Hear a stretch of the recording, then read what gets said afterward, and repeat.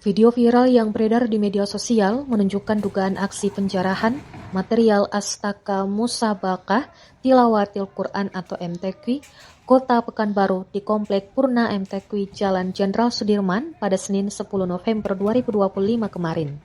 Dalam rekaman tersebut, tampak puluhan pengungsi Rohingya mencopot berbagai material bangunan seperti triplek, kayu hingga spanduk. Beberapa dari mereka bahkan terlihat memanjat tiang Astaka untuk mengambil bagian panggung. Peristiwa ini terjadi hanya sehari setelah pelaksanaan MTQ ke-57 resmi ditutup. Sementara panitia belum sempat melakukan pembongkaran panggung utama. Menanggapi hal ini, Kabak Kesra Setdako Pekanbaru Trisepna Saputra seperti dikutip mengatakan pihaknya akan berkoordinasi dengan asisten 1 Setdako untuk menentukan langkah lanjutan, termasuk kemungkinan melaporkan kejadian tersebut kepada pihak berwajib. Rekaman video insiden itu diunggah oleh akun Instagram @now_dots pada Sabtu 15 November 2025.